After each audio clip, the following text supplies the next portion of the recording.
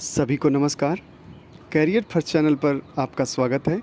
यह डिक्टेशन निबंध गद्यांश से लिया गया है। इसकी गति होगी 80 शब्द प्रति मिनट। इस डिक्टेशन को अच्छे से लिखिएगा, बिल्कुल नया मैटर है। Ready, start. जब कभी हम एक अच्छी पुस्तक पढ़ते हैं तो यह नए विचारों, संभावनाओं और संस्कृतियों का ज्ञान अर्जित करने का मार्ग खोल देती है।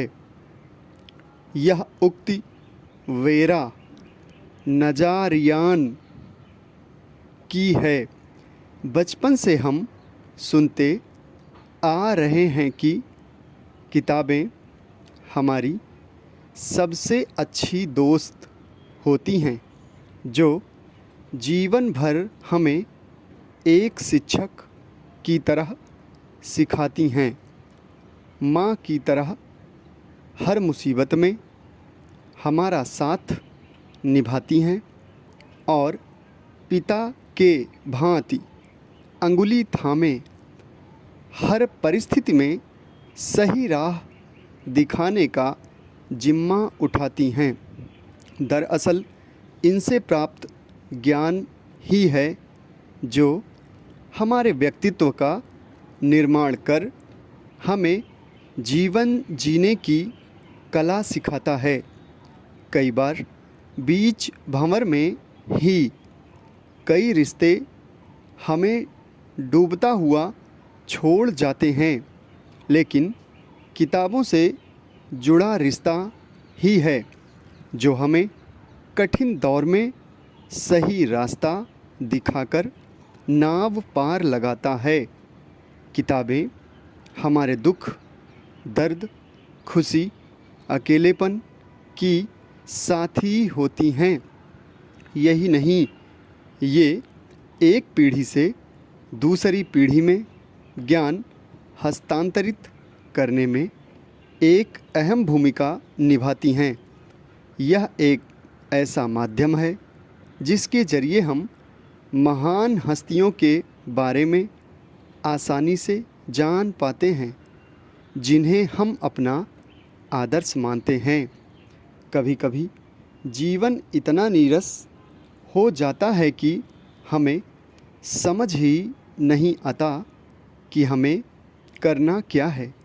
ऐसे में हम उन लोगों से चिर परिचित होकर उनके पद चिन्हों पर चलने की प्रेरणा इन किताबों से ही हासिल करते हैं। किताबें न सिर्फ हमारा व्यक्तित्व गढ़ती, बल्कि हमें मानसिक समस्याओं से भी बचाती हैं। पढ़ने से दिमाग का अच्छा व्यायाम होता है। पढ़ने के दौरान हमारे अंदर एकाग्रता में बढ़ोतरी होती है, जिससे हम किसी भी परिस्थिति में अपने लक्ष्य को प्राप्त करना सीखते हैं। ये हमारे मस्तिष्क को सक्रिय रखती हैं। अगर हम अपने मस्तिष्क को सक्रिय रखते हैं तो कुछ हद तक याददाश्त की कमजोरी या अवसाद से बचने के लिए यह एक इलाज के तौर पर कारगर साबित होता है। इसके अलावा अगर अच्छी किताबें पढ़ने के साथ साथ हम अपने भीतर लेखन की आदत को अपना लेते हैं तो यह और बेहतर नतीजे देती है। आजकल तो चिकित्सक भी किसी बड़ी बीमारी का इलाज करते समय लिखने और पढ़ने की सलाह को एक इलाज के तरीके के तौर पर प्रयोग करते हैं, क्योंकि अक्सर कई दवाइयों का दुष्परिणाम होता है कि वे तंत्रिका तंत्र पर असर डालती हैं। इससे याददाश्त कमज़ोर होने का भय रहता है।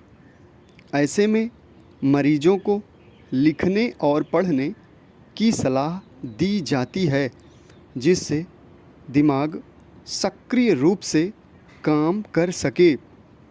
आज बदलते ज़माने के साथ हमारे इस दोस्त यानी किताबों का रंग ढंग कुछ बदला बदला रहने लगा है। जहाँ पहले किताबों को पढ़ते पढ़ते उसकी सौंधी सी महक भी हमारे मन पर छाप छोड़ा करती थी, आज किताबें डिजिटल होकर एक छोटे यंत्र में हमारी जेब में ही समा जाती हैं। हालांकि अगर कोई शारीरिक रूप से असमर्थ हो तो उनके लिए यह वरदान से कम नहीं, क्योंकि वे एक जगह बैठे हुए पढ़ और सुन भी सकते हैं।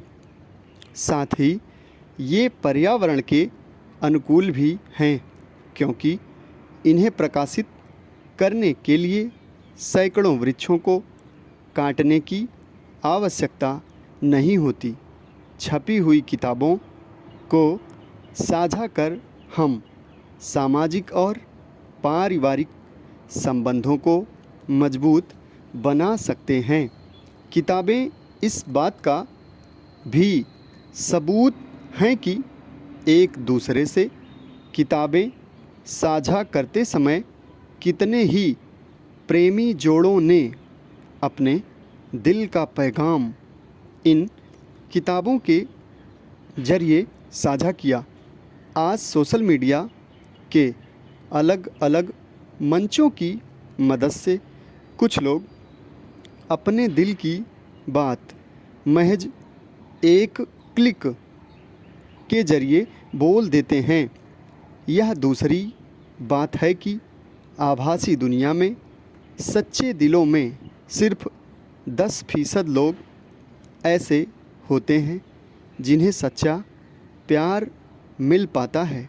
यह भी देखा जाता है कि इन मंचों पर जो जितनी जल्दी पा लेता है वह उतना ही जल्दी खो भी देता है। जब किताबों वाला इश्क हुआ करता था तब बड़ी मशक्क़त के बाद प्रेमी युगल अपने दिल की बात अपने साथी तक पहुंचा पाते थे। इस तरीके में एक डर होता था कि किताब महबूब या महबूबा के हाथों में पड़ेगी भी या नहीं, और पढ़ने के बाद इस पर प्रतिक्रिया क्या होगी। कभी किताब में गुलाब रखना तो कभी मोर पंख, ऐसे कितने ही भाव हमारी किताबों से जुड़े हैं। उम्र के अंतिम पड़ाव पर भी अगर हम अपनी किताबों को सीने से लगाते हैं तो न जाने कितनी ही कही अनकही बातों की यादें ताज़ा हो जाती हैं। हर उम्र में किताबों के मायने बदलते जाते हैं। बाल्यावस्था में बच्चा पढ़ना शुरू करता है तो रंग बिरंगे चित्र उसे अपनी नई दुनिया लगने लगती हैं।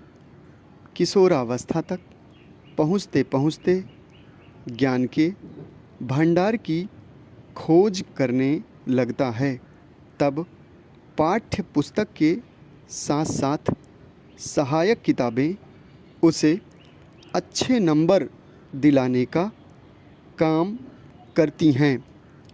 युवावस्था तक आते आते ज्ञान का भंडार व्यक्तित्व का निर्माण करने लगता है। प्रौढ़ावस्था तक आते आते किताबें दिल दुनिया की तस्वीर बन जाती हैं। वहीं वृद्धावस्था में किताबों के जरिए मोक्ष का द्वारा ढूंढा जाता है। दरअसल किताबें शुरू से लेकर अंत तक हर रोज़ पग पग पर चलना सिखाती हैं। समाप्त।